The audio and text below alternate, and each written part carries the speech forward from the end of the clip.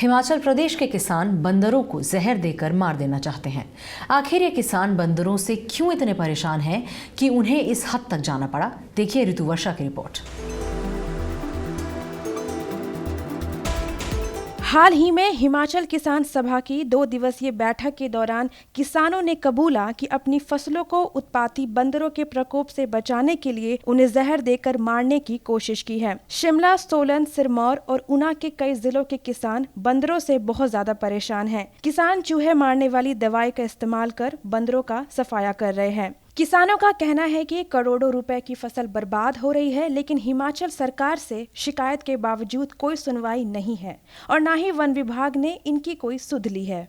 किसानों ने परेशान होकर मक्का, गेहूं और फलों सहित कई अन्य फसलों की खेती बंद कर दी है। एक रिपोर्ट के मुताबिक बंदरों का आतंक 10 जिलों की 2500 पंचायतों में फैला हुआ है और नुकसान करीब 500 करोड़ रुपए प्रति वर्ष से अधिक आंका गया है। लेकिन किसानों द्वारा बंदरों को जहर देकर मारने से पूरे इकोसिस्टम पर खतरा पैदा हो गया है। जहर खाकर मरने वाले बंदर को अगर दूसरे जंगली जानवर खाते हैं तो उनकी भी मौत हो जाती है, और अगर ये बंदर किसी नदी या तालाब के किनारे मरते हैं तो पूरा पानी जहरीला हो सकता है। हालांकि उन बंदरों को सरकार ने मारने की इजाजत दे रखी है जो नुकसान पहुंचा रहे हैं। इस तरह के हर बंदर को मारने पर 1000 रुपए इनाम की भी घोषणा कर रखी है, लेकिन जहर देकर मारे गए बंदरों पर कोई राशि नहीं दी जा रही है।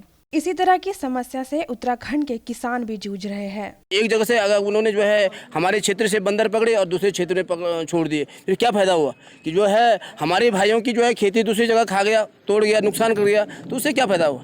हमारा बोलने का मतलब ये है कि बंदर जैसे बंदरों के लिए कोई सुरक्षा इंतजाम होने चाहिए ताकि हमारी खेती का जो है सुरक्षा रह सके।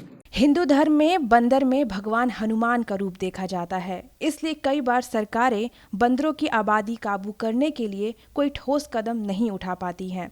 वहीं दूसरी ओर इनके आतंक से आम किसान दाने दाने को मोहताज हो रहा है। ऋतु वर्षा, गो न्यूज़।